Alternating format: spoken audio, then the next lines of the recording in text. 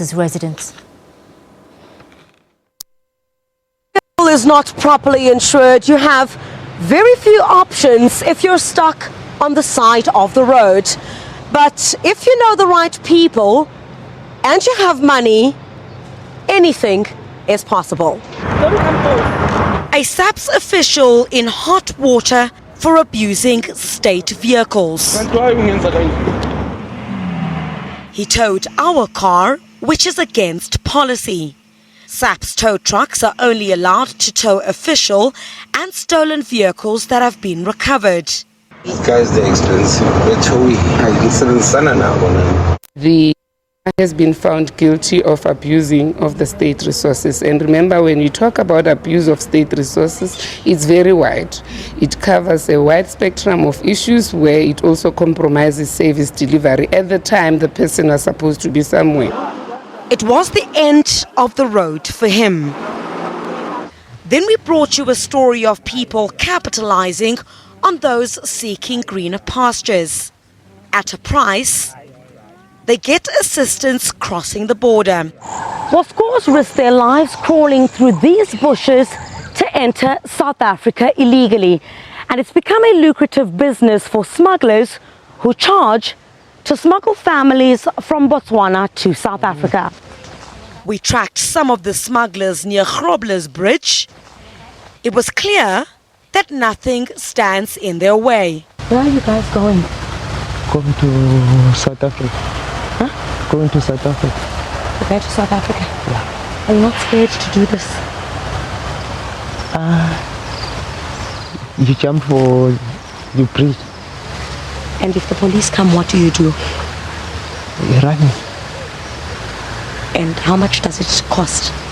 Cost on one people 2,000 or 1.5. You are talking first. Home Affairs says a multi-pronged solution is needed. We will only ultimately win this fight when we have proper memoranda of cooperation with many of our neighboring countries.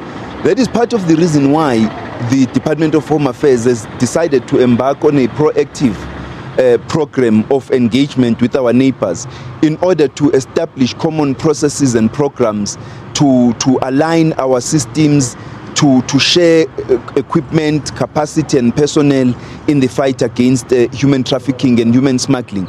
Manpower is one of the critical problems at this stage, but in addition to that will be the revitalization of the border fence in areas such as Oshuk and in Pongolo, across the Kruger National Park and many of those border lines. It's not a topic often spoken about or a gender focused on, but male prostitution is the reality of many.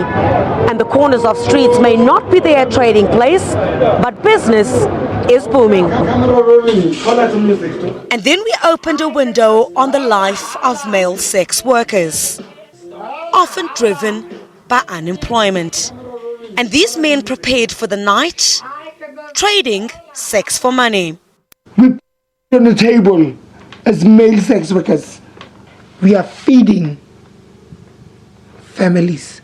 We are feeding our mothers and sisters today. Out of this sex work, I do close to more than 10,000 rand. Literal, I'm telling you, I do more than 10,000 rand a month. If I were to work as a merchandiser, I was going to make how much? 2,000 rand a month. So what's the point of me starve? Once they start recognizing that you are a male, okay, just say, okay, let's just do this. And then sometimes he wants to take his money back while he paid you, knowing that I told him that I'm this kind of person.